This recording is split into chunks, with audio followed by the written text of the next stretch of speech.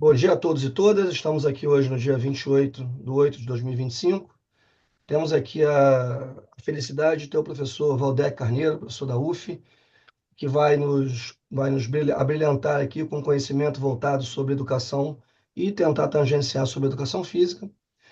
Para mediar a nossa roda de hoje, temos o professor Marcos Miranda, doutorando do programa de pós-graduação em Ciências do Exercício e do Esporte, que vai mediar e foi aí o interlocutor em que conseguiu trazer o professor Valdec para estar aqui conosco. Tá? Professor Marcos, seja bem-vindo. Pode fazer as palavras iniciais para apresentar o nosso ilustre rodista do dia. Bom dia a todos e todas. Bom, quem estava antes aqui na sala já ouviu uma breve introdução desse nosso encontro, das motivações do professor Valdec, que se dá pela atuação dele no campo da educação, não só na pesquisa, no ensino, mas na militância política. Descrever o currículo do professor Valdec seria muito extenso, mas vou tentar falar das atuações mais importantes dele, que ele é coordenador do grupo de pesquisa é, de pós-graduação na UF, é mestre e doutor em educação, foi aluno de Pierre Bourdieu, foi deputado estadual no Rio de Janeiro. Não me recordo agora que bem o mandato, Valdec, mas você pode me lembrar. Foi secretário de Educação e Ciência e Tecnologia em Niterói. Foi vereador do município entre 2005 e 2014. É atualmente coordenador do Fórum Estadual de Educação do Rio de Janeiro, correspondente ao biênio de 2025-2027. É coordenador geral do Fórum Nacional de Gestão Democrática da Educação, o FORGED, professor Jorge Najar, desde 2024. Se eu esqueci alguma coisa, Valdec, que você acha importante mencionar, por favor, você acrescente. Mas eu vou introduzindo o tema, né? Exatamente que surge desse currículo. Pierre Bourdieu, Florestan, Fernandes, Darcy Ribeiro, Pensamento e Ação contra o Neoliberalismo na Educação e na Educação Física. Esse tema surgiu dos dois livros, que eu não sei se é possível que vocês verem, publicados ou organizado por ele, né, junto com os colegas dele lá do. Está meio desfocado aqui. Um grupo de pesquisa dele da Universidade Federal Fluminense, em que ele faz uma associação entre a teoria de Pierre Bourdieu com esses dois intelectuais brasileiros. E o título surge no meio, ele é uma crítica muito forte ao neoliberalismo na educação, e esse tem sido uma grande polêmica, né? O grande desafio nos últimos anos à educação é a nossa resistência a, a esse modelo neoliberal de intervenção e de política educacional aqui no Brasil e no mundo todo. Nós temos um colega aqui, Valdec, o Renato Novaes, que pesquisou esse tema na BNCC, a influência do neoliberalismo nas grandes empresas, é um tema que ele pesquisa vastissimamente na educação física, e creio que a gente também possa ter um grande diálogo aí com o Renato, né? Uma contribuição boa para nós. Então, diante disso, Valdec, eu passo a palavra aí para o Silvio para início, né? E espero que você. Espero não, eu tenho certeza que as suas contribuições serão muito ricas para o nosso grupo e para quem estiver assistindo. Então é isso. Professor Valdec, obrigado mais uma vez pela presença. A palavra é sua. Avisando aqueles que não conhecem o nosso grupo, nossas redes sociais é o GPESC, né, @GPESC no Instagram. E essa roda, né, com autorização do professor Valdec, vai ser colocada no nosso canal de formação do YouTube. E nós temos um projeto de transformar todas as rodas em livro. Então é um tema bastante interessante e que eu acho que nós vamos usufruir bastante do nosso encontro de hoje aqui. Então, e um detalhe mais importante ainda, né? O professor veio apenas pelo carinho e pela difusão do conhecimento. o que é quase que uma prática entre os acadêmicos, nos ajudarmos, né? De trazer o conhecimento, e isso é muito louvável, que faz com que nós estejamos aqui, possamos aprender, né? E ter a oportunidade de ter sempre pessoas diferentes no nosso grupo. Professor Valdec, mais uma vez, obrigado, seja bem-vindo, a palavra é sua.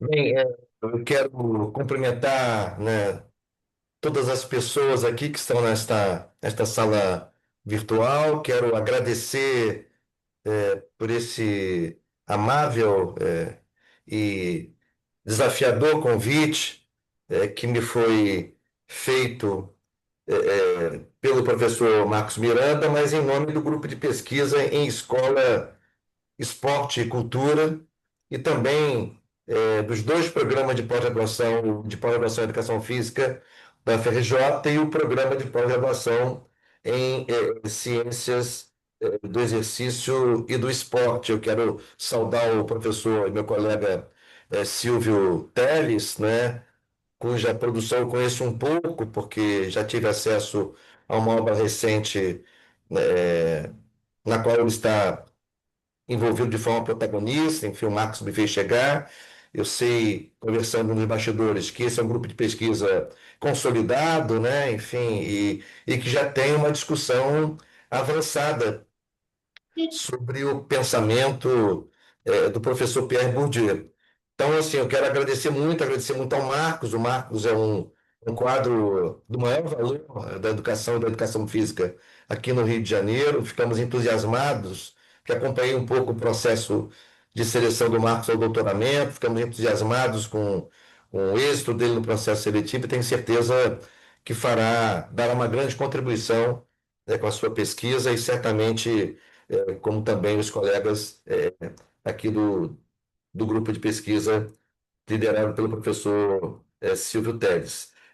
Então, eu queria primeiro fazer digamos assim, três abordagens muito iniciais para falar como eu me situo em relação à educação física, em relação ao professor Pierre Bourdieu e também ao tema deste nosso encontro de hoje, dessa nossa roda de hoje, que, que não é um tema assim modesto, né? Porque junta Bourdieu, Florestan, Darcy, né?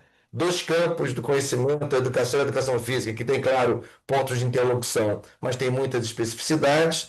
Então, assim, eu queria falar um pouco sobre, primeiro, esses três aspectos. Em primeiro lugar, eu sou filho da escola pública do Rio de Janeiro, e durante o ensino médio, na época ainda chamado segundo grau, eu tive o privilégio de ser estudante nos 3 anos do Colégio Estadual Brigadeiro Chor, na Taquara, no bairro Jacarepaguá, onde eu nasci, fui criado e escolarizado.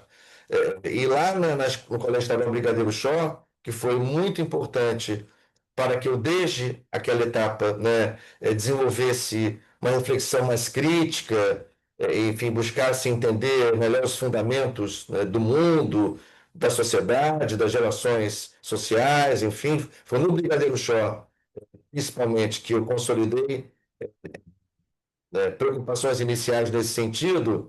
Eu tive também o privilégio de ter sido aluno de quadros importantíssimos do Magistério Público do Rio de Janeiro. Solange Pinto de Mendonça, a grande referência do canto coral brasileiro, que ela morreu há poucos anos. Enfim, professor Wilson Esmeralda, que foi aluno de Manuel Bandeira, uma grande literata.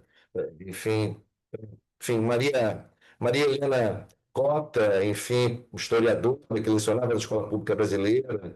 Enfim, e entre eles e elas, por exemplo, eu tive grande alegria de ter sido aluno nessa escola do professor Vitor Marinho de Oliveira. Foi meu professor de educação física no terceiro ano do ensino médio. E o primeiro contato com o Vitor foi quando, terminando 2 tempos de literatura com a professora Wilza, nós teríamos em seguida 2 tempos em educação física, e toda a classe, né, ao final da aula de literatura, já se preparava para ir para a quadra, quando vai entrando na sala um senhor, né, jovem senhor, com uma pastinha, enfim, com alguns livros na mão, e nós nos apressamos a dizer para ele: não, o professor está com educação física aqui nessa turma. Aí ele falou assim: mas eu sou professor de educação física. E de vez em quando nós vamos conversar aqui na sala também. Foi o meu primeiro contato com o Vitor, né? E esse contato se manteve por vários anos. Jovem, muito garoto ainda. Concluí a graduação. Eu entrei na UF para fazer a graduação com 15 anos, que eu saltei alguns anos na minha trajetória escolar. Cheguei na Gama Filho para ser professor com um pouco mais de 20 anos, tinha 22 anos. E quando eu cheguei na Gama Filho para ser professor nesse período, a Gama Filho era uma instituição de ensino superior, vocês sabem disso melhor do que eu, é, muito consolidada no campo da educação física. Tinha inclusive um programa de formação já bem robusto. E tinha duas escolas de pensamento, eu diria, disputando a hegemonia na educação física e dentro da Gama Filho.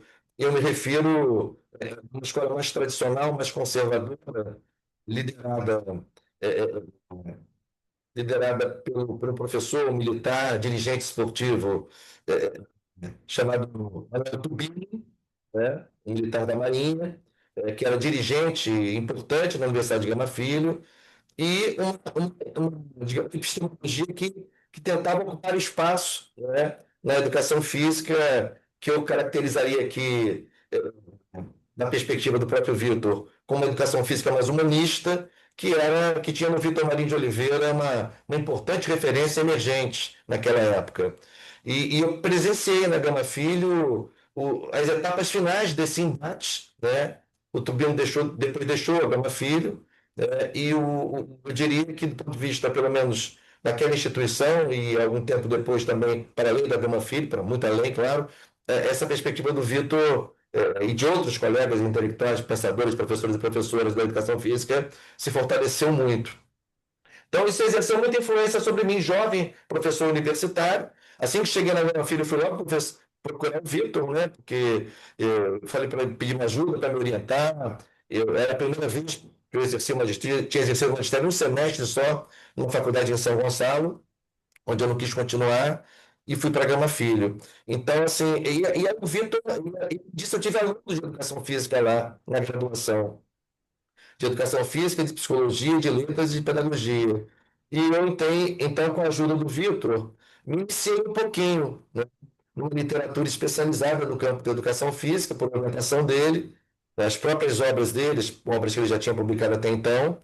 Ele estava fazendo doutorado nessa época, fazia o doutorado na UFRJ, acho que com a Ângela Maria Vinagre, salvo engano, acho que foi a orientadora dele, salvo engano, e ele me recomendou também leituras João Paulo Subirá Medina, com o Paulo Giraldelli Júnior, que eu já conhecia um pouquinho, porque o Paulo Giraldelli Júnior tinha coisas também no campo da educação, fazia uma história da educação nessa época já, e o Leandolino Castellani Filho também, que desenvolveu a perspectiva da história da educação física. Então, eu me cerquei um pouco dessa leitura para dialogar melhor com meus alunos de educação física nas turmas em que eu atuo. Então, primeiro eu queria fazer essa pontuação. Isso me aproximou um pouco desse campo. Claro que depois eu fiz muitas outras coisas, mas foram leituras marcantes da minha formação, naquele início da minha carreira universitária. Em segundo lugar, de fato, o Marco já falou, mas evidentemente que ficou claro para mim que o título da nossa roda aqui hoje, o tema da nossa roda, veio com essa coleção. Na verdade, é uma coleção de livros que eu dirijo numa editora chamada Nit Press, e agora o próximo volume já vai ser em coedição com a editora Intertexto também, serão 2 selos editoriais da coleção, e é uma coleção que eu imaginei, digamos, colocar em evidência pensadores e pensadoras de educação brasileira, e um grupo de pesquisa que o Silvio já me alertou, gosta de trabalhar nessa linha de estudar os pensadores da educação física, enfim. Então, eu fiz essa proposta editorial para o editor Luiz Augusto Hertal, da NIT Press, e disse para ele que, olha, sobre Florestan, sobre Darcy, sobre Paulo Freire, que foi o primeiro volume que o Marcos já mostrou, que é o volume Aerolinho, já tem muitas por aí. Então, eu queria estabelecer um conceito diferente na coleção, que a coleção tenha como foco, né, assim, colocar em diálogo o pensador focado no volume, os pensadores. Então, assim, esse é um conceito que diferencia a coleção, que se chama Diálogos com Pensadores da Educação Brasileira, e em todos os volumes vocês vão ver que o pensador enfocado em cada capítulo, ele é tratado em diálogo. O diálogo às vezes é tenso, epistemologicamente tenso, às vezes é fluente, aí depende, com outros pensadores e pensadoras. Então, por exemplo, nesse volume sobre o Florestan Fernandes, a gente tem, por exemplo, um capítulo que o Roberto Lerner faz cruzando o Florestan com o Marx. Tem um capítulo de uma professora que é especialista em Adorno, Lúcia da Costa, que linka o Florestan com Adorno. Lia Faria faz um link entre o Florestan e o Darcy Ribeiro. Assim eu faço com a professora Flávia Araújo, que é coautora comigo, entre Florestan e Bourdieu. Enfim, então, a coleção tem essa característica.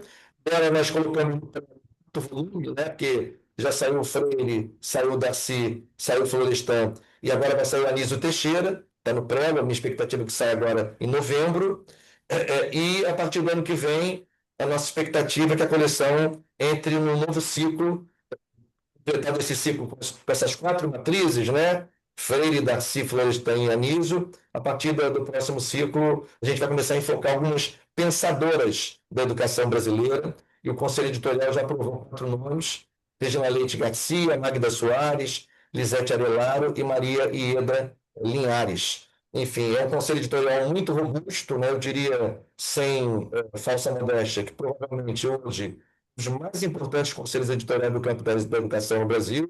Reúne Luiz Antônio Cunha, Nilda Alves, Mena Lund, que do próximo volume, então, Saviani, Carlos Alberto Jamil Cury, enfim, então, tem os grandes pensadores que formaram uma geração de pesquisadores de educação a partir dos anos 80, quando eles foram concluindo seus doutoramentos e passando a atuar em programas de pós-graduação como professores. Então, esse é o segundo ponto.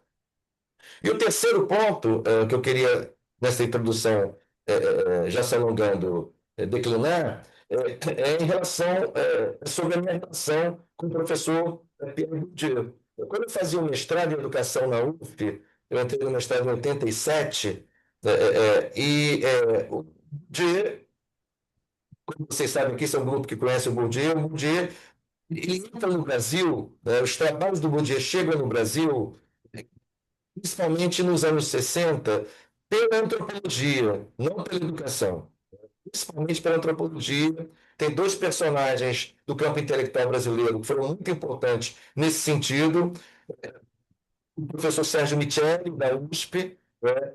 E o professor Moacir do Museu Nacional aqui no Rio de Janeiro. Os bourdieusianos de raiz estiveram com o Bourdieu na França, em etapas de sua formação, e tanto em São Paulo, no caso do Sérgio Micheli, quanto no Rio, no caso do Moacir Palmeira, eles foram os primeiros a divulgar, a propagar trabalhos do professor Pierre Bourdieu, que, como vocês sabem, fez um movimento, digamos assim, fez um desvio intelectual na sua formação, né? De origem camponesa, né? Nasceu no sudoeste da França, ali perto dos Pirineus, entre a Espanha e a França, numa cidade chamada Dangan, enfim, de família, tanto de parte de mãe como de pai, camponesa, sendo que a mãe, um extrato camponês um pouco mais remediado, digamos assim. Depois o pai abandonou a lavoura e foi trabalhar nos Correios, né, no pequeno posto dos Correios ali na região em que eles moravam. Então, provinciano, de origem camponesa, enfim, quando termina o que hoje nós chamamos no Brasil de ensino médio, ele, por incentivo de um professor que ele teve no internato onde ele fez o ensino secundário, numa cidade chamada PAU, que era a maior cidade perto da cidade dele. Esse professor, que era o diretor do liceu, ele percebe que o Bourdieu tinha uma certa apetência para a questão intelectual, para a questão teórica, enfim, a reflexão filosófica, e recomenda, então, que o Bourdieu começasse com a família e fosse para Paris para se preparar. Ele já estava terminando o ensino médio, mas depois do ensino médio para fazer as chamadas classes preparatórias, que existem até hoje na França e que são classes que preparam candidatos ao estabelecimento de ensino superior mais prestigiados, né? La crème de la crème. Enfim, então, ele foi para Paris, né? Enfim, aos 18 anos, 17, 18 anos, e fez uma classe preparatória, cursou essa classe preparatória por quase 3 anos para conseguir ingressar, foi reprovado numa primeira tentativa, para conseguir ingressar numa segunda tentativa na Escola Normal Superior de Paris. A Escola Normal Superior de Paris, diferentemente do que possa aparecer para nós aqui no Brasil, não tem nada a ver com o curso normal, que historicamente nós tivemos no Brasil e temos ainda remanescentes até hoje. A Escola Normal Superior é uma das grandes escolas, né, criadas na era napoleônica. Napoleão tinha muita implicância e muita desconfiança da universidade.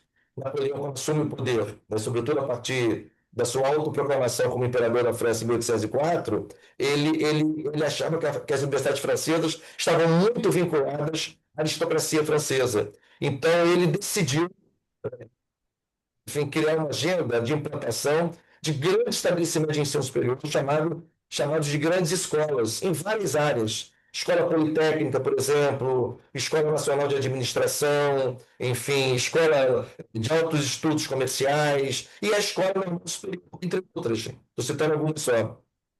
E a Escola Normal Superior, tanto nas ciências naturais quanto nas ciências humanas e sociais, formava não professores, mas formava, digamos assim, os bacharéis, né, nessas áreas do conhecimento, que a maioria depois ia ser professor, mas não pela formação, porque tinha uma formação específica depois para exercer o magistério. Então, o Bourdieu se preparou. Isso ele pensava em fazer alguma coisa ligada a letras, a estudos latinos, sobretudo ao espanhol, mas ele acaba entrando para a filosofia, que é a formação superior que ele faz na Escola Normal Superior, de 51 a 54.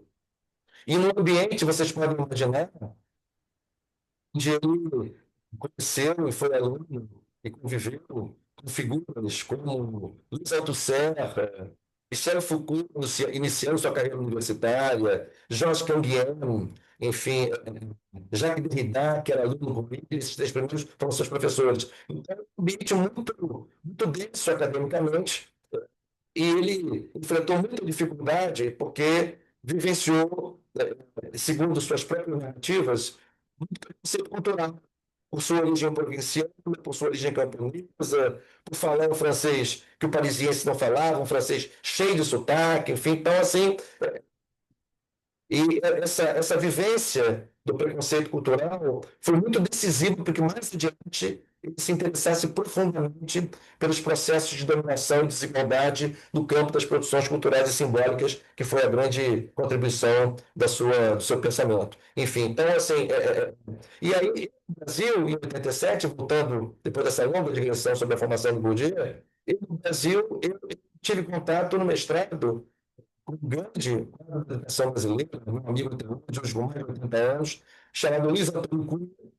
Luiz Antônio Cunha foi meu professor de Sociologia da Educação e deu em 87, por coincidência, eu estava lá, em um curso dentro do programa de Cooperação da Educação e de Sociologia da Educação que englobava o pensamento de que até então, mais comum é que esses cursos trabalhassem com as 3 matrizes clássicas da sociologia, Marx, Durkheim e Weber. Né? E o Luiz Antônio Cunha, em 1987, introduziu o Pierre Bourdieu.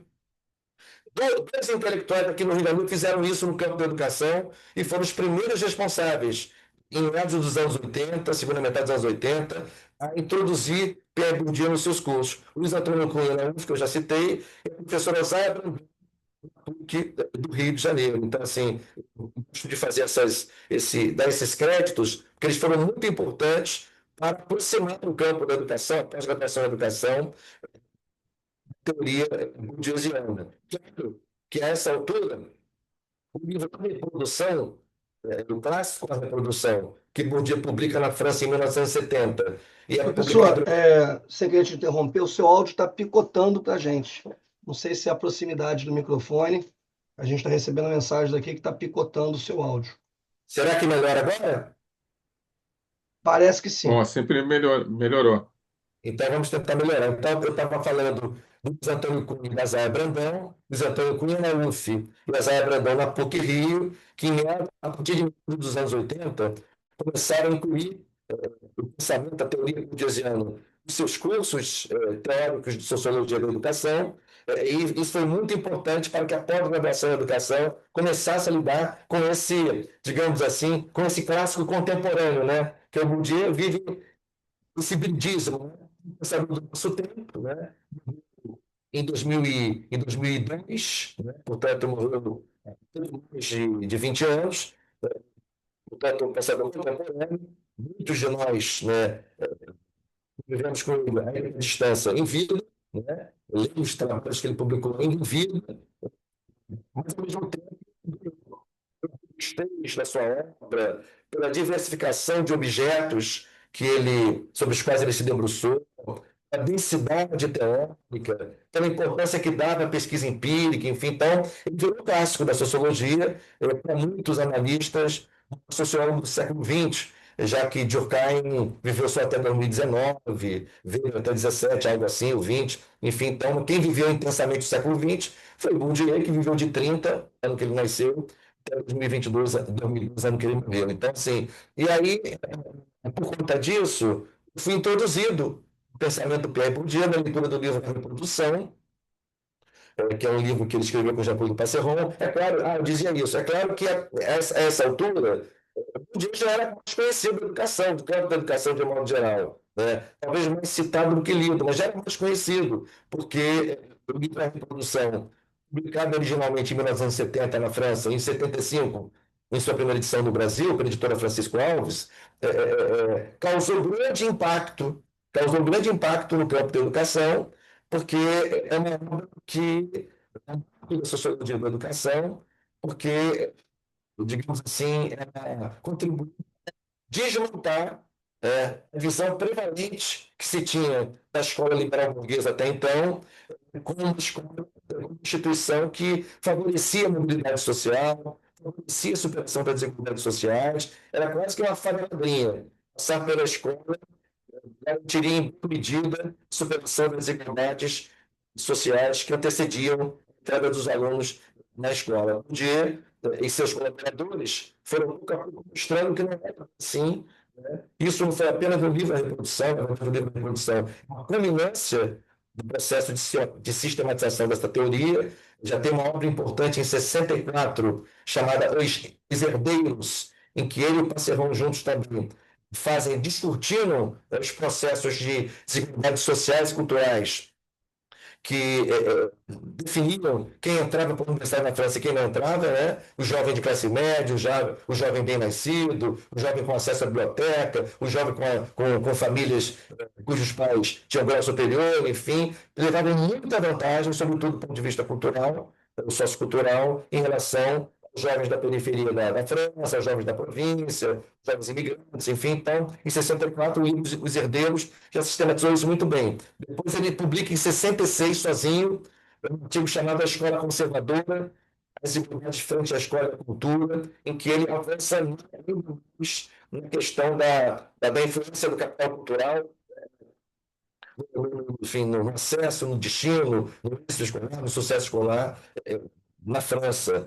Esse texto é um texto muito importante, que inclusive foi socializado no Brasil, enfim, de maneira muito, digamos assim, bem-sucedida, que vocês devem conhecer, de 1998, chamado Escritos de Educação, que é uma coletânea organizada por Maria Alice Nogueira e Afrânio Catani. Enfim, então, pois bem. E aí, em 70, sai a reprodução, que completa, digamos assim, o ciclo de sistematização da teoria da violência simbólica e tudo mais. Enfim, então, e aí eu tive esse contato, né? No curso do Zantoni foi dividido em algumas partes, na parte do Bourdieu, nós lemos em sala o livro A Reprodução, os trancos e barrancos, sofrendo muito, né? Tentando assimilar aquele ensaio bourdieusiano, enfim, para nós tudo muito novo, mas me chamou muita atenção, chamou muita atenção. E depois disso, 2 anos depois, eu fui para o doutoramento na França, há vários anos, e tive a oportunidade de ser aluno do professor Pedro Bourdieu, da Escola de Altos Estudos em Ciências Sociais. Eu fazia o doutorado na Sorbonne, mas eu buscava os seminários fora, enfim, os cursos fora, e aí fui aceito para fazer o curso com ele, ficamos 2 anos, e ele foi, assim, meu grande orientador construção do quadro teórico da tese, enfim, então, um contato mais de perto e uma lembrança afetuosa que tenho dele como professor e orientador, enfim, teórico, digamos assim. Pois bem, pessoal, e aí vocês propõem uma roda de conversa para linkar o Bourdieu, Darcy e o Florestan, o Bourdieu e o Florestan e o Bourdieu e o Darcy. Eu acho que tem algumas pistas, né, que podem nos ajudar a estabelecer esses links, algumas pistas, né? Se não, vejamos, né? No caso da relação entre o Bourdieu e o Darcy, eu ressaltaria, por exemplo, que eles são trânsfugas do ponto de vista do seu processo de formação, né? Bourdieu se forma em filosofia, mas em curto espaço de tempo ele se desloca da filosofia para a sociologia, para as ciências sociais, né? Inclusive a partir da antropologia, da etnologia. Darcy Ribeiro, é, talvez vocês saibam, Darcy Ribeiro Mineiro, Darcy Ribeiro, né, de Montes Claros, né, que viveu também o século XX, né, morreu em 97. O Darcy Ribeiro, ele,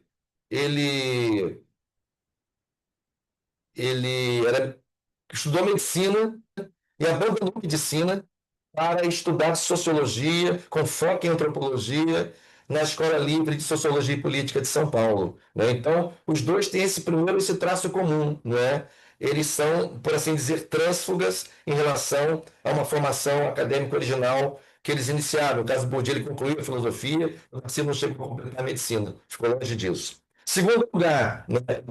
O segundo aspecto que nos aproxima muito, né? Eles travam um contato com a atividade de pesquisa propriamente dita a partir, né, da etnologia, né, dessa vertente da antropologia, tanto o Darcy, que termina a sua formação e vai direto trabalhar como antropólogo em comunidades indígenas do Amazonas, principalmente, e também do Pantanal, mas principalmente do Amazonas, né? Vai se envolver muito com a pauta dos povos indígenas, como vocês sabem, chegou a estruturar o serviço de proteção aos índios, chegou a projetar o Parque Nacional do Xingu, trabalhando inclusive com um positivista clássico, o Cândido Mariano Rondon, trabalhando com ele, né, em comunidades indígenas e tudo mais. E o Bourdieu, no iníciozinho da sua carreira docente, ele termina a filosofia,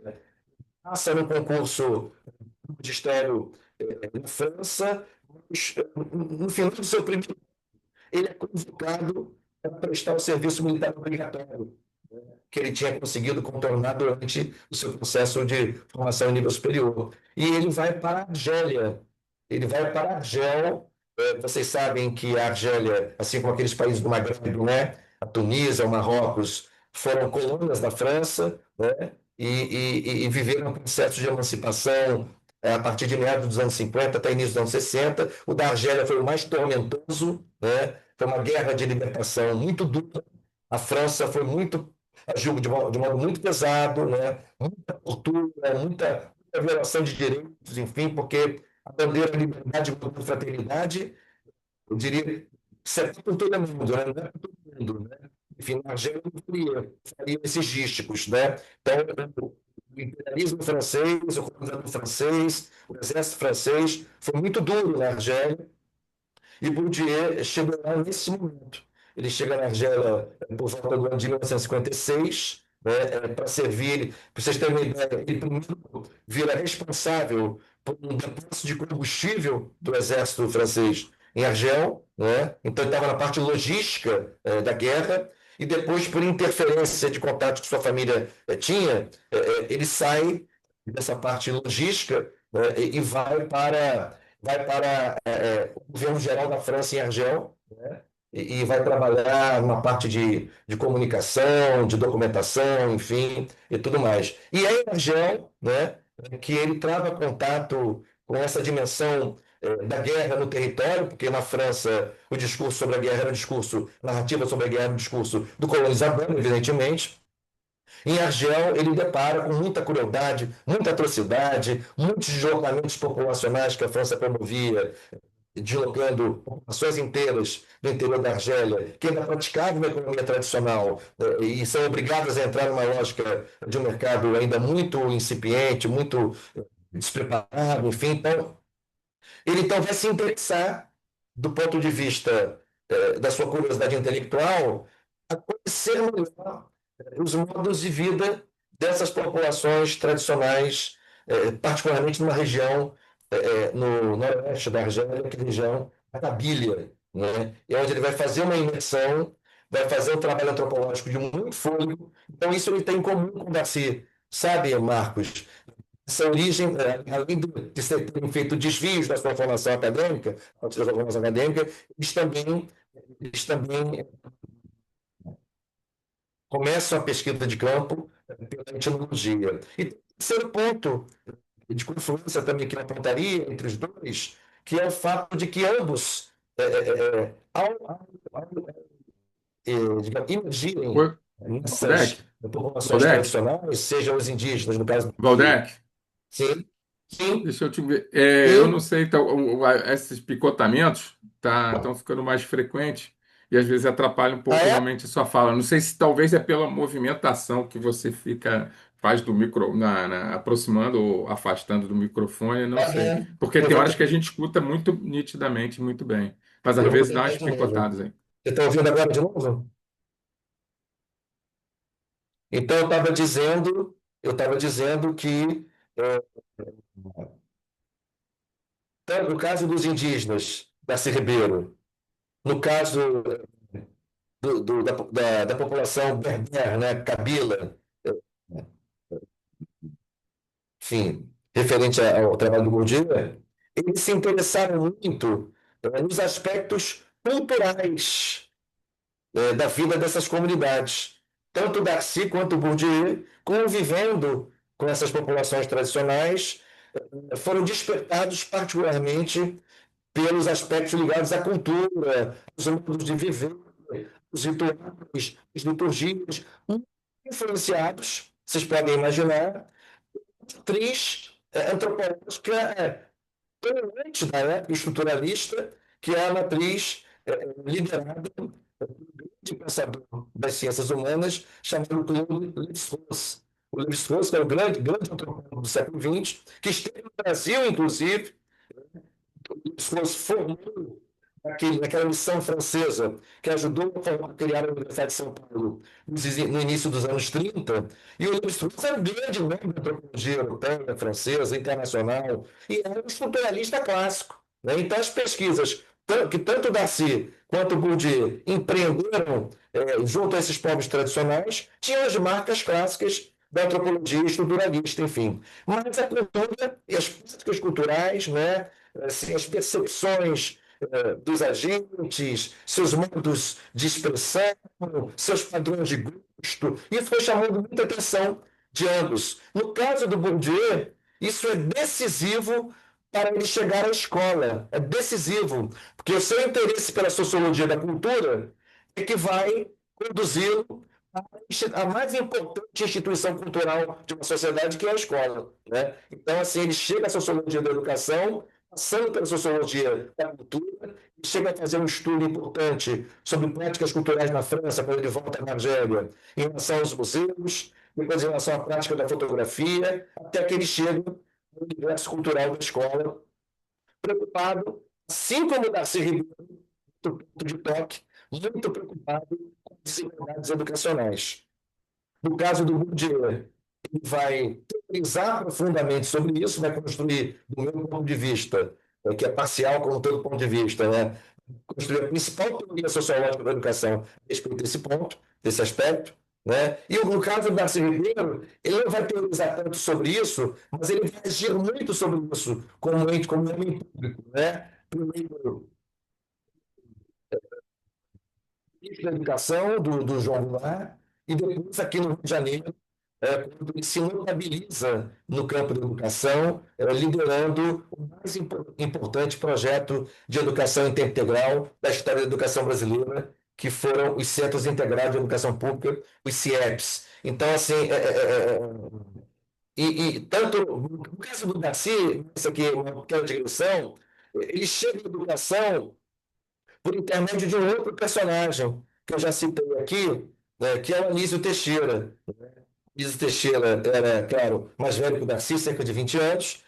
Anísio Teixeira exerceu, segundo o próprio Darcy, em vários testemunhos que ele deixou publicados, né, em entrevistas que ele deu, foi a principal influência que ele sofreu para se converter à própria educação. Né? O Darcy falava do Anísio como se falasse, assim, quase de uma entidade, né? O Darcy tinha profunda admiração, respeito e amizade pessoal pelo Anísio Teixeira, e o Anísio Teixeira traz o Darcy da educação no contexto dos centros regionais de pesquisa que ele criou nos anos 50, no INEP, quando foi dirigente do INEP, esse órgão do MEC, que hoje leva o seu nome, e Darcy Ribeiro foi uma das figuras fortes desse centro regional de pesquisa que o Anísio criou em 5 regiões, 5 cidades diferentes do Brasil. Então, assim, eles se aproximaram, né, nesse sentido, e depois, a pedido de Juscelino Kubitschek, os dois se envolvem no projeto de criação da UNB, da Universidade de Brasília, naquela época um projeto muito inovador para o ensino superior brasileiro, ainda muito recente, né, o ensino universitário brasileiro naquela época, e depois se vira o primeiro reitor da UNB, foi secundado pelo Anísio, quando se sai da reitoria da UNB para ser ministro da Educação do João Goulart.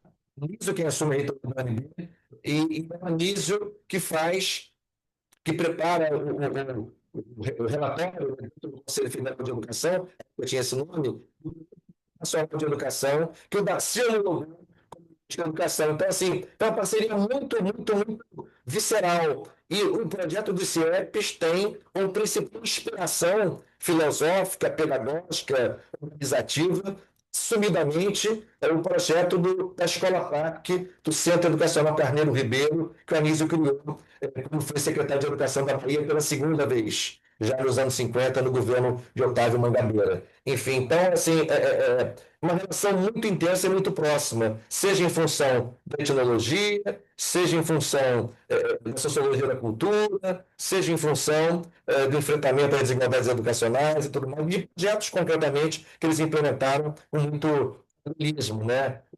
Se tinha criado, como vocês sabem, em 35, a Universidade do Distrito Federal, quando ele era diretor de instrução pública aqui no Rio de Janeiro, sob a gestão do prefeito Ernesto, e a UNB, em alguma medida, elementos dessa universidade que, infelizmente, a ditadura do Estado Novo extinguiu poucos anos depois. E depois, o Marcelo Município no Rio de Janeiro, do CEP, né, do governo Brizola, aliás, eu diria ontológico, governo Brizola na área de educação, investimento de quase 40% do orçamento estadual carreados para a educação, nunca houve isso, né? Não há paralelo, um governo nenhum, antes e depois, né, que um governo invista 40%, agora tinha 25% obrigatórios, ainda não tinha isso não.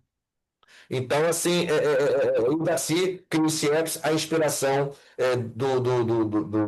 da Escola Parque de Salvador, criada por Anísio Teixeira, como eu já disse. No tocante à relação do Bourdieu com o Florestan Fernandes, né, para avançar mais 5 minutos e terminar aqui, no tocante à relação do Florestan com o Bourdieu, eu diria sim que tem assim, várias confluências, sabe, que a gente poderia apontar. Uma densa, mas eu queria rapidamente dizer, primeiro,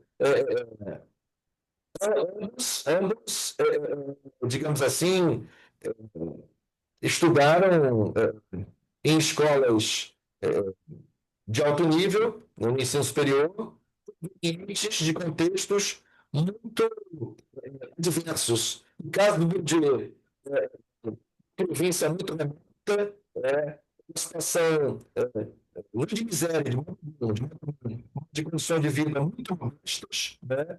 No interior, da França, longe da metrópole parisiense, portanto, longe da capital cultural que já era Paris, né?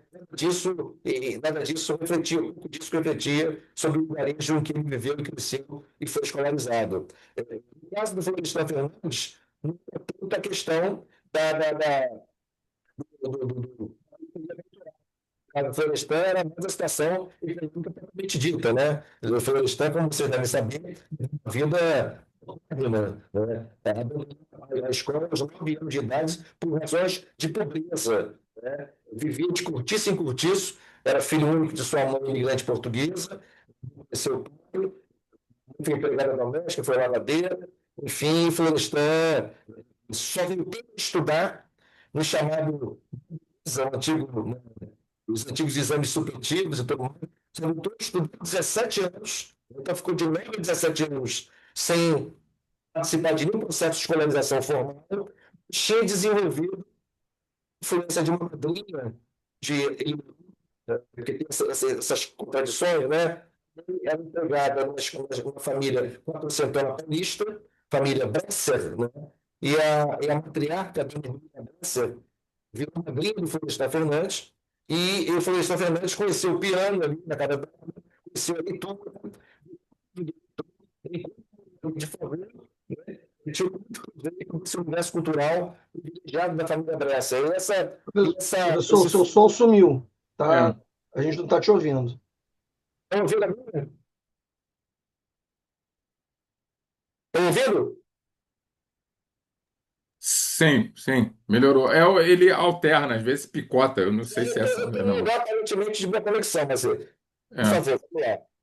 Então, o Florestan, eu dizia, se aproveitou muito desse ambiente cultural muito favorecido, né, de sua madrinha, sendo muito possível, esse bicho em leitura, era um hábito do leitor, mesmo no Fadão estudando, e na chat, foi auxiliar de barbeiro, por último foi sim, assistente de cozinheiro, garçom, num bar, restaurante em São Paulo, ali no Paraná. E ele então ali chamava muita atenção dos clientes, porque estava sempre fora do horário de trabalho, no cantinho, lembra? Os clientes incentivaram a fazer o curso supletivo que tinha, Silvio, professor Silvio, em cima do em cima da ali em cima, no sobrado, tinha um curso supletivo. E falaram para você, complete a sua escolarização, você é tão estudioso, gosta tanto de ler, então completou esses estudos de maneira no supletivo e virou estudante de sociologia da USP, né? No auge, né? Da Faculdade de Filosofia da USP, ontológica, enfim, então, foi aluno dos professores das missões internacionais, francesa e americana, que estavam na USP e tudo mais. Esse traço comum. O traço comum é que eles viraram grandes referências, né, do seu campo. Né? O Florestan Fernandes chegou a virar o patrono da sociologia brasileira por lei de autoria da deputada Luísa Andino, e foi, sem dúvida, de longe da sociologia francesa, europeia, mundial do século XX, enfim. Disso, tinha uma preocupação muito comum, mais herdada da tradição durkheimiana, né? Durkheim, como vocês sabem, foi o grande fundador da sociologia. Indispensável inscrever a sociologia como disciplina científica, universitária, na Universidade de Paris, foi que Durkheim. Muita gente torcia o nariz para a sociologia. E Durkheim vira o grande patrocinador do reconhecimento científico universitário da sociologia, e ele é muito rigoroso pesquisa sociológica, que como ele sabia que a sociologia, como ciência, sofria muitas desconfianças, achava que tinha que ser muito rigorosa do ponto de vista das pesquisas que eram feitas. Então, assim, muita pesquisa de campo, de um cara de empirista, fez pesquisas de campo memoráveis, como a história de enquete que ele faz sobre o seu suicídio na Europa no início do século passado. E o Bourdieu foi o Florestan, que bebeu muito na fonte do Durkheim, né, tiveram essa preocupação também em consolidar a sociologia como ciência nos seus espaços acadêmicos universitários. O Florestan na USP foi o grande patrono da consolidação da sociologia como disciplina científica na Universidade de São Paulo na primeira metade do século passado. Ô, ô, Sim, Valdec, desculpa sim, fazer o papel chato do mediador, eu não. mas que é para gente, para ver se a gente vai dar um andamento, para a gente dar uma continuidade ao Perfeitamente, debate, a gente perfeitamente. fechar, né? E por E, último, a relação do Bourdieu com o Florestan, esse enfrentamento ao neoliberalismo, né? Que é ressaltado, que foi ressaltado pelo Marx, né? O Florestan era um pensador de matriz marxista, como vocês sabem, um ativista político, né? Chegou a se envolver institucionalmente com a política, foi deputado federal por 2 mandatos, foi inclusive deputado federal constituinte, e o Bourdieu, embora não tenha se envolvido institucionalmente com a política, nos seus últimos 15 anos de vida, ele deu uma guinada muito grande e acrescentou à sua trajetória essa dimensão de ativista político, foi um dos grandes líderes intelectuais dos movimentos grevistas da França de meados do início dos anos 90, fazia questão de assumir o papel de intelectual público, ia a assembleias de greve, e fazia debates públicos onde fosse convidado, enfim, então passou a tomar a sociologia, como se diz num vídeo clássico sobre ele, como um esporte de combate, né? A teoria sociológica como instrumento de combate ao liberalismo, enfim. Sim, são alguns elementos que eu quero compartilhar com vocês.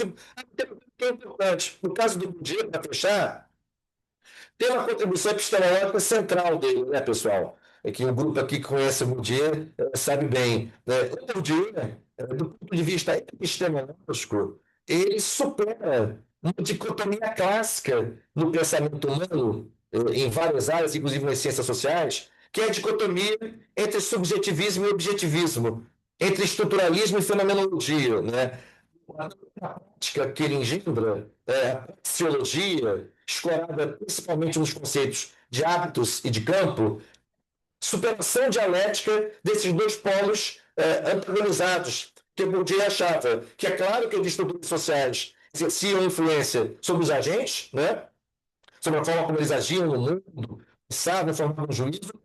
Isso não queria dizer que esses agentes não tinham também uma capacidade própria de refletir, de agir, de formular suas próprias matrizes de ação. Então, assim, o estruturalismo, segundo Bourdieu, sufocava a gente, sufocava o sujeito. E era preciso, então, que a gente respirasse. Não é que queria tecnologia, que desprezava a influência das estruturas sociais e achava que a realidade era aquilo que o sujeito projetava sobre ela, que as representações dos agentes, que as suas percepções sobre a sociedade, sobre a realidade, eram bastante da sociedade. O dia não pensava assim, os agentes não têm o livre-arbítrio, mas também tem uma margem de manobra que a teoria precisa sustentar. E foi nesse construto epistemológico, né, na superação desse fla-flu epistemológico entre subjetivismo e objetivismo, que ele vai construir, vai formular, sobretudo a partir da segunda metade dos anos 70, a sua teoria da praxis, a praxeologia, que é uma epistemologia que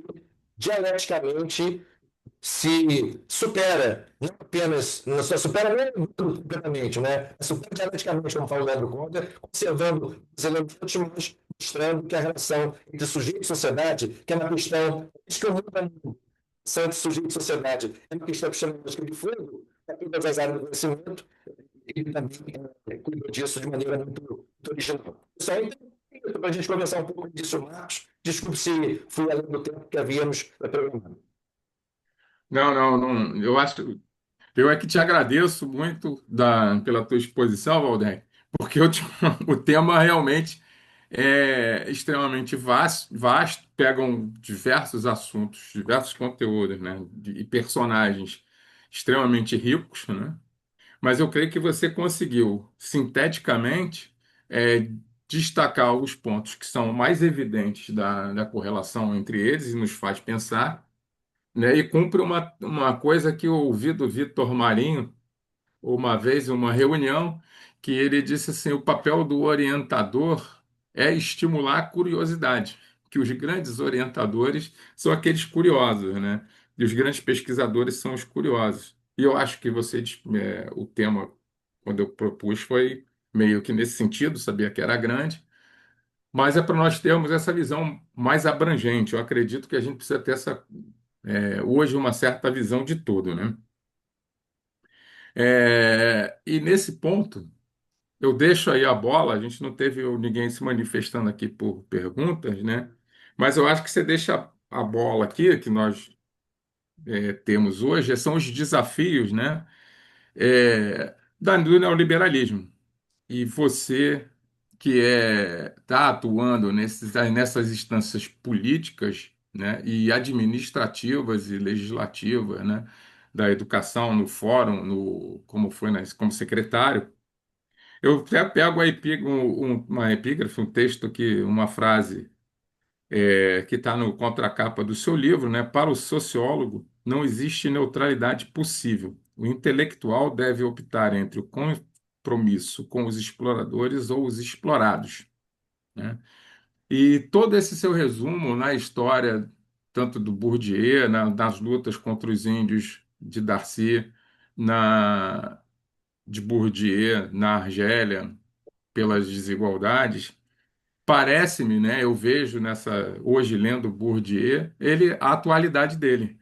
Parece que o texto dele todos os textos dele da reprodução vêm se reafirmando e com procedimentos, com tecnologia e métodos mais mais rigorosos, mais cruéis, tendem a desenvolver mais as desigualdades, né? E você, nessas suas atuações no fórum, dentro da política, nas perspectivas que nós temos do futuro, como é que você vê, né, em termos de nós pensarmos essa ação dentro da educação, para nós resistirmos, né, nós fazemos essa militância resistente, ou a sociologia de combate, como você muito bem resumiu aí o final, a sociologia do Bourdieu.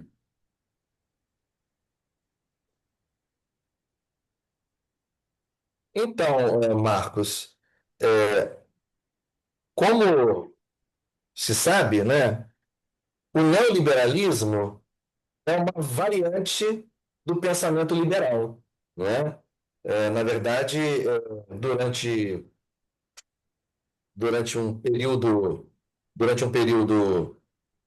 digamos, maior período do século XX, né, grande parte do século XX, né, as economias capitalistas, sobretudo aquelas de maior robustez, estavam assentadas, né, em políticas, em agendas, em filosofias, né, sustentadas pelo pensamento liberal, né? E nesse contexto, né, mesmo, né, sem que isso significasse flertar, né, ideais socialistas, nada disso, mas muitos desses países conseguiram produzir avanços importantes em matéria de garantia de direitos. Por exemplo, no caso da França, que é uma realidade que eu conheci mais de perto, os chamados 30 Gloriosos, né? Aquele período que vai do pós-guerra até meados dos anos 70, foram anos em que houve uma significativa distribuição da renda na França. Não é que não tenha deixado de ter elite, desigualdade, nada disso, mas assim, vários direitos fundamentais foram assegurados à grande parte da população, né? Eu, por exemplo, cheguei a viver um resquício disso. Vejam só o alcance que isso teve. Um resquício disso nos anos 90, quando fiz doutorado lá. Eu era um estudante estrangeiro, eu era um bolsista estrangeiro estudando na França. E mesmo assim, eu fui contemplado com essa política de ampliação de direitos. E durante mais da metade da minha estada em Paris, eu tive o auxílio do Estado francês para pagar um aluguel, né, no valor de cerca de US$ 200, né? Tudo bem que não é uma grande soma, mas fazia para mim muita diferença como bolsista na França, mas o que vale é um exemplo, ou seja, esse Estado-providência, esse Estado liberal de bem-estar social, alcançava, digamos assim, tinha um espectro muito amplo, né? Enfim. E o que começou a acontecer, né? A partir da Segunda Guerra Mundial, né? Um novo bloco hegemônico, né? Geopolítica se estrutura no mundo, né? Com forte hegemonismo estadunidense, né? Precisa haver uma crítica começa a haver uma crítica mais contundente de arrumação capitalista de matriz liberal, né? Começa a ter um discurso de que era preciso, digamos assim, que o Estado, aqui entendido como poder público, fosse mais austero nas suas despesas, fosse menos presente na regulação das relações materiais de produção, enfim, tudo mais. E essa sistematização teórica em torno disso, né? Tem dois intelectuais que são muito, digamos assim, importantes nessa construção, eles, né? Friedrich Hayek e o outro é o Milton Friedman. Tanto Hayek quanto Friedman são intelectuais que propagam esse pensamento de que o capitalismo liberal assim, estava fracassando, estava assim, estava sendo, digamos assim, o suficiente do ponto de vista das contas públicas, das despesas públicas e tudo mais, e esse modelo, então, essa discussão começa a ser travada. Veio o choque de petróleo nos anos 70, uma grande crise de acumulação do capitalismo internacional, esse discurso ganha muita força, porque os estados capitalistas começam a dizer, esses caras têm razão, eu preciso reduzir o investimento do Estado, né? O petróleo está mais caro, né? Enfim, os combustíveis do processo de industrialização estão pesando mais. Então, esse processo avança mais quando dois governos de forte influência global assumem de maneira estruturante a agenda neoliberal matriz das suas políticas públicas. Eu me refiro aos dois governos contemporâneos de Margaret Thatcher na Inglaterra, que foi primeira-ministra de 79 a 90, e ao nos Estados Unidos, que foi presidente de 80 a 88, portanto, muito contemporâneos. Então, nesse momento, o discurso lá dos anos 50, do Hayek e do Friedman, que foi fortalecido pela crise do capitalismo internacional com o choque do petróleo na primeira metade dos anos 70, ele ganha espaço como matriz de políticas públicas em dois países com forte liderança global, Inglaterra e Estados Unidos. Então, assim, e a partir daí, você vai ter um grande avanço do liberal os países da Europa Ocidental, mas, sobretudo, para os países da periferia do capitalismo, é o caso do Brasil, né? A gente vai se lembrar aqui que os anos 90, principalmente, formou-se um grande corredor, né, de governo liberais aqui na América do Sul, na América Latina, né, adultos no Brasil, na Argentina, formando no Peru, e Oi, assim, Valdec. Valdec, eu sim, vou sim, até, desculpa fazer essas interrupções, é que tem o Renato Novaes, pode amigo falar, nosso aqui, que tem uma tese de doutorado por dele favor. sobre o BNCC e as políticas neoliberais. Ele também levantou a mão aqui. Eu vou deixar ele fazer uma intervenção, aí você continua, Tem problema emenda aí nenhum. para poder ter a participação aí do Isso aqui é uma Renato, por favor. conversa, não é isso? Oi? Isso aqui é uma roda de conversa, né? Então, É uma roda de conversa. Eu é isso tento aí. fazer essas Beleza. intervenções, mediar e trazer os links. Renato, palavra é sua. Bom dia, Valdec, bom dia, Marcos, bom dia a todos. É. Professor, obrigado pela presença. E queria ter tenho aqui uma pergunta, meio que uma curiosidade, porque você transita bem aí no meio tanto acadêmico quanto político. É, eu fiquei muito surpreso, embora minha tese de doutorado tenha sido sobre é, o neoliberalismo na educação física, algumas ações do chamado terceiro setor, né, de como eles se colocam de forma pretensamente neutra, né, mas trazem toda uma lógica empresarial para o campo da educação. E eu fiquei muito surpreso quando eu estive em Brasília há alguns anos, na Câmara dos Deputados, de ver a quantidade de lobistas que existiam lá, né? Fiquei realmente, embora eu estude o assunto, ainda assim, quando eu vi na prática, eu fiquei surpreso. E então, eu queria fazer uma pergunta que talvez como curiosidade mesmo, não sei se você vai conseguir responder, mas por transitar no meio acadêmico e político, como é que você vê atualmente no cenário da educação brasileira essa atuação desse chamado terceiro setor, principalmente das editoras que vendem seus livros, dessas organizações como Todos pela Educação, ditas neutras e a favor da educação, né, que é até difícil da gente se posicionar contrariamente, né? Quem pode ser contra a educação, né? É, então, como é que você vê essa atuação? Como é que você vê essa movimentação atualmente? Enfim, é isso. Não sei se você vai poder me ajudar. Beleza. Tem mais alguma? Quer que eu espere mais alguma? Eu Por enquanto, levantei a só mão ele. aí, ó. Vocês têm. Não, eu tô com a mão Ah, eu não vi o. levantada e o Não, Guilherme tem o também. Guilherme Pacheco, isso. Guilherme Pacheco e o Silvio. Guilherme, você. Então, eu também queria agradecer a presença do professor Valdec, que já conhecia de nome e de atuação. Quero dar os parabéns. O senhor trabalhou com nosso dirigente sindical Godofredo, né? Sinto, há muito tempo. E, para não roubar o tempo, quero dizer, enquanto que o senhor era aluno do Vitor Marinho no Brigadeiro Short, eu era aluno dele na faculdade, na Gama Filho. Então, a minha pergunta, na verdade, eu acho que o Renato, de certa maneira, vem discutindo isso há muito tempo, mas a gente sabe que, segundo lá o professor Zé Paulo Neto, né, eu vi uma aula em vídeo dele na UNB, né, ele falou assim, o capitalismo já deu tudo que poderia dar. O senhor citou isso ainda há pouco aqui, os ganhos que o pensamento liberal conseguiu, né? Mas hoje a gente está sob um fortíssimo ataque, né, do neoliberalismo, mas essencialmente do liberalismo, né, às iniciativas de emancipação das nações periféricas, do sul global, da África. Né? O Brasil está sofrendo um ataque e isso, claro, afeta pesadamente a educação, como o Renato já demonstrou. Né?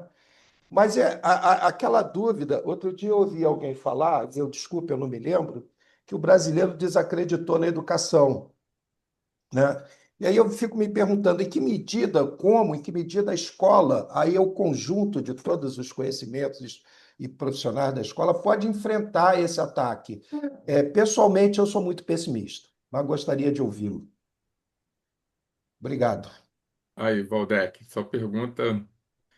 Leon, o pessoal aqui só traz pergunta complexa para você, né? Mas dê A conta. minha pergunta é mais leve. Então, Silvio, vamos fazer aí que o nosso tempo está encerrando e a gente está perto do meio-dia, pode o pessoal começar a sair. Então, você faz aí, depois se alguém tiver mais alguma intervenção, a gente Acho até que pode abre espaço. fechar, porque tem 10 minutos aí, é o tempo final. Eu queria fazer uma pergunta simples, né? Eu já perguntei isso a outras pessoas, mas eu queria saber a opinião do Valdec sobre a personalidade do Bourdieu. Se ele tivesse que falar sobre a personalidade do Bourdieu, como é que era o Bourdieu com as pessoas, como é que ele era no atendimento aos alunos? Você tem alguma... Porque a gente lê o Bourdieu, mas eu não conhece a pessoa, né? Não conhecia a pessoa. E algumas curiosidades, como é o trato dele, como é que ele era com os alunos, ou então como é que era um pouco da vida privada, você sabia dele? Só uma possibilidade para também não ficar a pergunta muito acadêmica, o pessoal queimando aí os neurônios do Renato e do Momento Guilherme. fofoca, como o O Paulo Farinati momento, tem chamado na aula dele lá de momento, metodologia. momento Momento afetivo. fofoca. Momento afetivo. Obrigado. Então, dentro do tempinho que a gente ainda tem, Renato, é, é, veja, você já é um estudioso aí do tema, né? É, Tem um marco importante que a gente não pode perder de vista, que é o ano de 1990. E por que 1990 é um ano muito importante? Como marco desse debate do avanço, da ofensiva do neoliberalismo, né, na disputa do conteúdo das políticas educacionais. Sobretudo nos países, repito, da periferia do capitalismo. Não só, mas sobretudo. Em 1990 acontece um encontro que é uma ficção, né? o que ficou chamado de Consenso de Washington foi uma reunião que aconteceu em Washington, Distrito Federal americano, né, e que reuniu quadros de três órgãos sediados em Washington, quais sejam a Secretaria de Tesouro americana, o FMI e o Banco Mundial. E nesta reunião, o tema central era como seria necessário, né, interferir, influenciar, incidir sobre as políticas sociais dos países ditos em desenvolvimento. Esse era o mote central da reunião. Não por acaso, mas por história, em 90 acontece também Jomtien na Tailândia, né? E uma das proclamações principais do documento final de Jomtien em Tailândia é que os empresários, né, atuem mais no campo da educação. Há um chamamento, né? Assim como atrás foi um chamamento aos proletários de todo mundo vivos, né? Foi mesmo assim, empresários de todo mundo decidam sobre a educação, né? Não por acaso, mas em decorrência de Jomtien, né, começa a ter cidade maior nos 10 anos subsequentes, né, do campo do capital, que sempre disputou os interesses da educação, sobretudo acesso ao fundo público. Só que nós estamos falando agora de um outro tipo de disputa, que é a disputa pelo conteúdo da política educacional, pelas diretrizes da política educacional. E, nesse sentido, né, a coerência, eu acho, desse processo de organização no Brasil do setor do capital na educação acontece em meados dos anos 2000, com a criação formal, digamos assim, o lançamento formal do curso para educação. Já se imagina? Instituto Ayrton Senna, Fundação Roberto Marinho, Instituto Alfabeto, já está falando. O curso para educação é o grau de organização mais sofisticado que eles conseguem, né? E pior, né? Nas contradições do processo histórico e político, já que você falou da política, todos pela educação entram no Ministério da Educação. Eles entram pela porta da frente da gestão do Fernando Haddad, que é inclusive membro fundador. É membro que está lá. Se você conferir, né, nos documentos fundadores do Todo pela Educação, consta lá a Haddad, são os membros. As pessoas vão para as duas. Fundador, assim. Então, assim, isso explica, em boa medida, né, por que de lá para cá, né, o Ministério da Educação vem mantendo interlocução privilegiada com todos pela educação e a mídia oligopolizada, principalmente, quando chama alguém para falar sobre educação, o Globo News, o Globo, em geral, educação. Raramente você vê um professor de faculdade de educação, de programa de educação e educação. Você vê, com certeza, de 10, alguém representando setores organizados do capital, social, Fundação Lembro, enfim, e assim sucessivamente. Então, assim, acho, inclusive nesse momento, a gente tem, claro que a gente pensa na correlação de forças mais global, né? Mas especificamente das contradições dos governos, sobretudo do grupo 3, que é um governo formado, como nós sabemos, uma aliança esquizofrênica, né? Tem coisa muito diferente dentro dessa aliança e no Brasil, né? A gente tem contradições, inclusive, no Ministério da Educação, né? Porque a gente sabe a influência que teve a Fundação ONU na gestão da educação no Ceará, vendo Camilo Zolda durante 8 anos. Então, assim, esse processo é simples, né? O que o Guilherme... É muito especial, né? O que o Guilherme Guilherme, você sabe que, antes cedo, as primeiras atividades foi redigir um artigo sobre um evento que teve dia 4 de junho, que infelizmente não foi campeão no Brasil, um evento que reuniu veículos de imprensa dos BRICS. Você sabe que teve a cúpula dos BRICS recentemente aqui no Rio, né? Então, na esteira da cúpula dos BRICS, em Niterói, foi realizado um evento chamado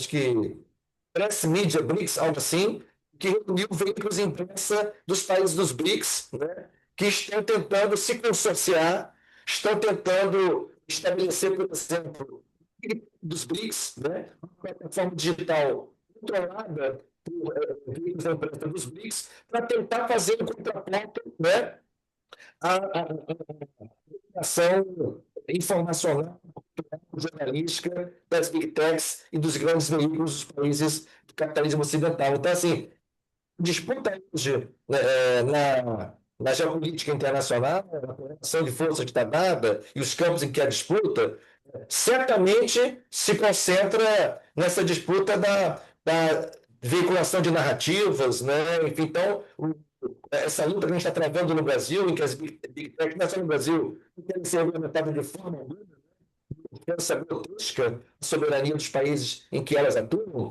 isso está dentro dessa agenda complexa. No caso específico da educação, Guilherme, nós estamos num momento que pode ser muito potente, a ver o que vai acontecer, que é um momento de preparação de um novo nacional de educação. O tempo está expirando, já em prorrogação, né? Já em prorrogação, foi um fracasso em matéria de cumprimento das metas. O Brasil fracassou cabalmente no cumprimento das metas do Plano Nacional de Educação, que já está expirando, e nós temos um novo em preparação. A correlação de força no Congresso é muito difícil. É muito difícil. O que estava na Câmara, não sei nem se foi votado, um projeto sobre questão do Sistema Nacional de Educação, com muitos retrocessos. Né? A gente nem sabia que ia entrar na pauta da Câmara desse projeto aí, não teve nada de apareceu. Então, assim, a questão de forças não ajuda. Acho que a única seria mas hoje, pelo menos, seria uma participação mais intensa, organizada, articulada dos movimentos sociais, das universidades, enfim. A gente não tem muito respaldo da mídia, né? A mídia não dá muito espaço às narrativas sobre educação, às interpretações sobre o fenômeno educativo que nós fazemos nas universidades. Como disse aqui, isso é muito raro. Então, assim, as perspectivas são, assim, digamos assim, não sei se pessimistas, mas não são tão alvissareiros, né? De qualquer maneira, é possível que a gente arranque algum avanço, né, no debate sobre o Plano Nacional de Educação. Não sei se vocês estão acompanhando, mas o projeto original do Lula recebeu, que por sua vez tem referência na Conferência Nacional de Educação na Comunidade 2024, né, recebeu 3.070 emendas, né? Nessa primeira fase de tramitação na Câmara, depois vai ter uma outra fase com outra leitura de planos parlamentares. Tu sabe que isso é pergunta, respondendo especialmente, o que vai acontecer se a gente não conseguir fechar isso agora até o final do ano, porque 2026 é um ano essa matéria. Se a gente não conseguir voltar para a noção de educação até o final desse ano, quer que seja o produto final, acho muito difícil que a matéria seja votada no ano que vem. O Brasil continua muito polarizado, essa é uma matéria que precisa muito, né? E acho que o Congresso pode ter dificuldade de formar um consenso mínimo que vem. Silvio, sobre o Bourdieu, foram 2 anos de convivência, né? Íntimo dele, né? Não privava com ele, enfim. Mas o que eu Ô, poderia. Valdec, Sim, talvez ver se você consegue direcionar bem a sua fala na direção do microfone, fica melhor. Eu acho que é na movimentação sua, quando você tá vai, bem, não, tá sai. bem, tá bem. Então, eu estava dizendo para o Silvio que sobre o Bourdieu foi aluno por 2 anos. Mas não tinha uma relação de intimidade, né? Me aproximei um pouco mais quando ele começou a me ajudar na construção do quadro teórico da minha tese. O que é que eu posso, assim, destacar? Me parecia, assim, relativamente tímido, né? Relativamente tímido. Não era muito expansivo, né? Segundo, posso falar para você a relação professora, não sei exatamente como se davam as relações que ele estabelecia no campo intelectual. Tinha muita polêmica envolvendo ele. Tinha muitos aliados, muitos seguidores, por assim dizer. Tinha alguns detratores. Ele tem, por exemplo, uma polêmica enorme, um sociólogo importante do nosso tempo, né? Uma polêmica muito intensa. Jean-Claude Passeron, que foi seu colaborador por muito tempo, de um certo momento eles se afastaram completamente. Então, de vez em quando, a gente tinha notícias de certas rupturas, mas eu sei o teor das relações que ele estabelecia. Com os alunos, ele era muito afável, né? Muito disponível, né? Falava muito nas aulas, Muito das aulas, né? E é uma coisa, sabe, Silvio, ele entrava nas aulas um dia e entravam duas pessoas com ele, duas pessoas que gravavam a aula e taquigrafavam a aula. Elas não falavam nada com ninguém. Elas sentavam um de um lado, de outro, e gravavam. Elas só levam um gravadorzinho, aquele pequenininho na época, e enquanto isso, elas de cabeça baixa taquigrafavam a aula inteira. Né? Fazia muita coisa, e os filhos deu muita coisa, muita coisa. Isso é outra coisa que eu também. Então, ele já está muito doce comigo, ultimamente comigo. Porque quando eu defendi a tese, ele não foi da linha branca. Ele já estava com a saúde começando a se manifestar. Uns 4, 5 anos depois. Mas eu cheguei a acertar comigo que ele me pediu. Eu quero ver a sua tese. Eu deixei com ele lá. Quando fui empregado, eu deixei com a secretária da vida inteira, né? O Cristina Rivière. E eu deixei com ela. Você sabe que alguns meses depois, ele escreveu para mim aqui em Niterói. Agora. Ele escreveu para mim uma carta fazendo comentários sobre o texto final da tese. Né? Então, eu achei isso muito, muito, muito, muito delicado, né? Porque quando eu entreguei a tese, foi meio assim, eu defendi a tese e dia esgotando, eu já estava porque eu estava uns 4 anos e 3 meses, já estava uns 3 meses para avançar. Então, eu dependi, voltei na segunda-feira seguinte, de que assumi o trabalho. Aí, enfim, não encontrei e deixei lá um envelope e deixei sem interesse, me endereço postal. Deixei assim, sei lá, se vai que acontece alguma coisa. Escreveu para mim esse endereço, né? Esse documento com matéria no meu arquivo, né? Eu tinha aquilo muito complicado, enfim, então, você vê essas coisas, ele é muito erudito, né? Ele fala para ser erudito nas aulas, mas uma cultura filosófica muito sofisticada, conhecia muitos autores, os ingleses, franceses, americanos, enfim, então, um vasto conhecimento da literatura no campo de ciências humanas e sociais, enfim, então, então assim, para terminar aqui, ele era professor nessa época, ele foi eleito no Collège de France em 81, que é a grande supra-sumo, foi o Collège de France, uma faculdade, uma curso, um diploma. São grandes conferências que quem quiser assiste, mas isso tem muito prestígio na França, a gente não pode imaginar. E ele também é professor da Escola de Altos Estudos em Ciências Sociais, que eu estudei com muitos anos. E para fazer a disciplina dele, aí que é a curiosidade, fazer a disciplina dele, era meio que um concurso público. Era assim, porque tinha gente do mundo inteiro para fazer. Então, ele abria 50 vagas em sala de aula e outras 50 vagas numa sala contigo via telão. Então, tinha 50 que ficavam com ele em sala e 50 que assistiam ao curso em outra sala via telão. Então, não interagiam com ele diretamente. E tinha, sei lá, tinha mais de 1.000 querendo fazer. Então, a Escola de Altos Estudos abria um processo seletivo específico para fazer a disciplina dele, que você tinha que entregar um dossiê de candidatura. Primeiro, uma carta de próprio punho. Na França, isso era muito comum, de motivação de próprio punho. Carta de próprio punho. A sua motivação, por que você quer fazer aquele curso? Né? Qual a sua razão, qual é o seu interesse acadêmico, intelectual nisso? O meu projeto de pesquisa em andamento, né, que é o projeto da tese, e uma carta de recomendação do Sorbonne. E juntei esse dossiê, entreguei na Secretaria do Envelope e fiquei aguardando a resposta do processo seletivo. Felizmente eu consegui, né? Fiquei dentro da sala com ele, foi bom porque tinha convivência com ele, mas assim, e outras pessoas ficaram fora da sala, e a minha não conseguiu fazer, mas assim, tinha gente na sala do Japão, da França, evidentemente, dos Estados Unidos, né, tudo mais, então assim, gente, um intelectual absolutamente capilarizado, enfim, mundial, enfim, então, são essas coisas que eu lembro assim, para compartilhar com você. Poxa, Waldeck, então é, você superou o desafio. Eu te dei uma missão complexa demais, mas sem dúvida, como sempre, a sua experiência, né, como professor e parlamentar, sabia que você daria conta muito bem do recado aí. Mais uma vez eu te agradeço tá? E pela sua colaboração, pelo conhecimento. Estamos fortes. Espero vê-lo em breve na Alerj, né?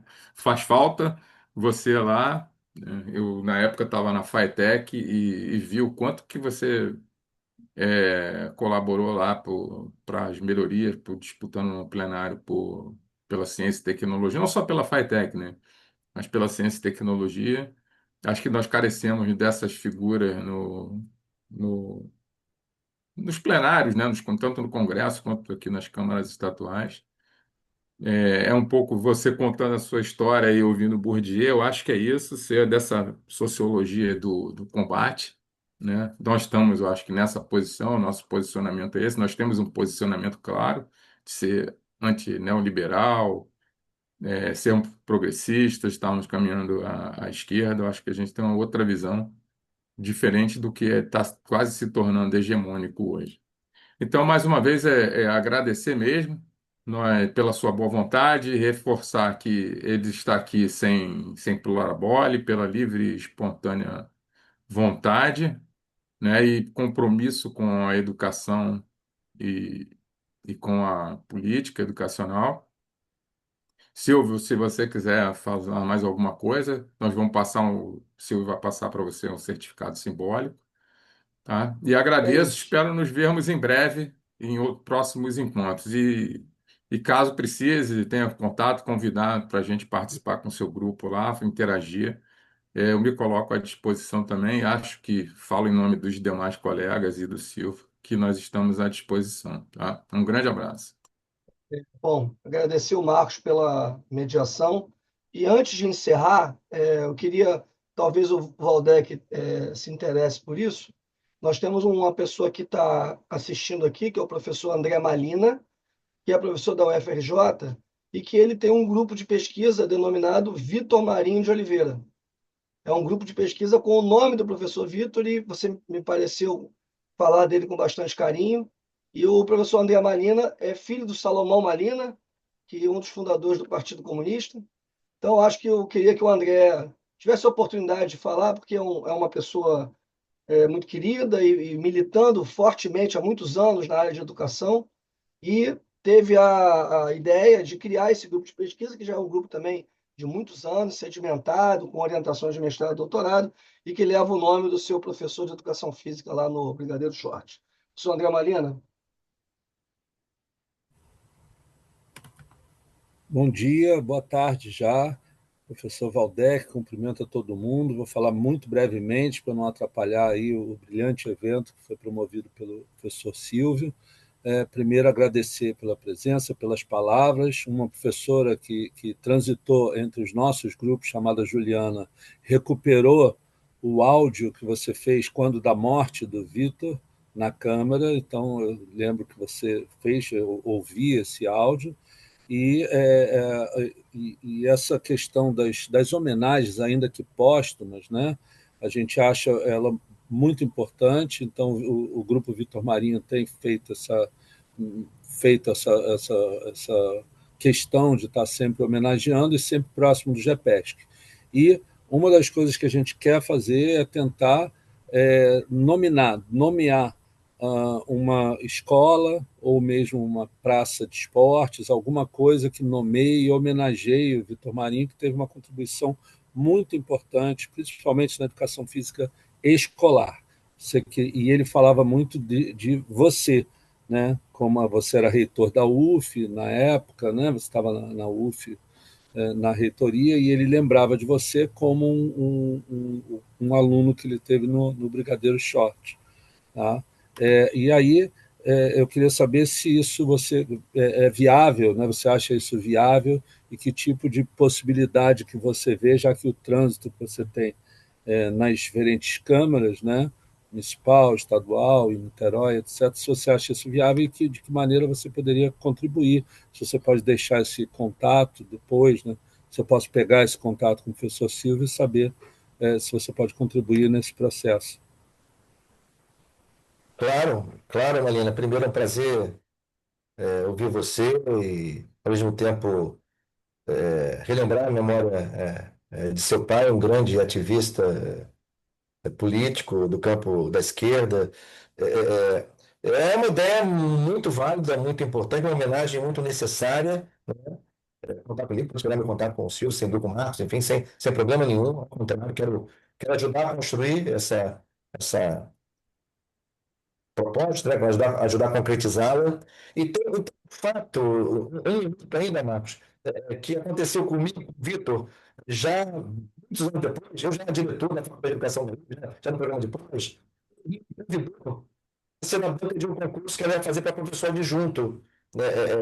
Havia só 4 candidatos. Né? Aí, reunido a banca, nós começamos a analisar o dossiê dos candidatos. Você sabe que o Vitor Maria era candidato? Eu fiquei muito bolado. Eu falei, caramba, por que eu vou examinar Vitor? Eu falei, acho que eu vou desistir desse concurso, desistir dessa banca, sei lá. Fiquei meio perturbado, porque assim, um mestre, né, achar em condições de ser examinador de Vitor no concurso público para professor. Mas aí, depois que ele decidiu ir para Campos, salvo engano, para o município de fora da região metropolitana, e acabou não participando desse concurso. Quem venceu esse concurso foi a professora Cláudia Fernandes, né, uma querida amiga até. Mas eu fiquei muito foi a questão que me desassossegou, porque eu imaginava assim, cumprindo o papel de examinador, de júri, do Vitor, enfim, para a história que eu, infelizmente, salvei a minha pele mais uma vez e acabei não disputando o concurso por outra razão. Fez uma outra opção, acho que na época ele foi para a UENF, alguma coisa assim, foi convidado Foi para a para a UENF. UENF, ele foi para a UENF, isso, ele passou no concurso. Depois, por causa das questões médicas do coração dele, ele foi desligado da UENF pelo exame médico. Então ele passou para a UENF com um curto período e depois saiu. Pronto, é Bom, isso. gente, bom, nós já passamos aqui 13 minutos, Valdec, que é um número bom para a gente encerrar essa. É É o meu bem, número preferido. Para a gente encerrar, passar o Silvio Teres, por favor, para fazer o encerramento. Mais uma vez, Valdec, obrigado. Mas essa muito bem. surpresa aí do Marina aí se Que pediu, legal, tá? que legal, Abraço. obrigado. Manda para mim. Eu quero cumprimentar o GPS, que é esse grupo de pesquisa liderado pelo Silvio, integrado por todo mundo que está aqui. É muito importante ver um grupo de pesquisa assim consolidados, atuando, discutindo a questão teórica, enfim, os vários campos do conhecimento e vocês, portanto, cumprem esse papel de maneira muito qualificada. Então, estou à disposição no grupo de pesquisa em políticas públicas de educação, na Faculdade de Educação da UF, que eu criei em 2001. Então, ele já tem quase 25 anos de funcionamento, assim como o GPS, que vai ter também uma trajetória muito longa. Então, é bacana. Quem sabe um dia a gente não pensa em fazer atividade compartilhada, enfim, então pode ser bacana. A gente deu muito dinheiro lá. A gente está há 2 anos trabalhando muito em torno do Plano Nacional de Educação, 2, 3 anos. Fizemos um livro que até tento fazer chegada assim, no ano passado, foi um grande balanço sobre o Plano Nacional de Educação, mas do ponto de vista teórico, a gente lê permanentemente o Bourdieu. Outras coisas também, claro, o Bourdieu sempre atravessa as nossas leituras, isso aí já há 25 anos. É isso, professor. Obrigado pela presença. A gente vai Valeu, encaminhar essa lembrança para você guardar aí com carinho no nosso muito carinho. encontro pela manhã. Obrigado. E, pessoal, seguimos aí na trajetória. Tchau, tchau e até a próxima. Até a próxima. Um abraço. Até. Obrigado, até. Um abraço, pessoal.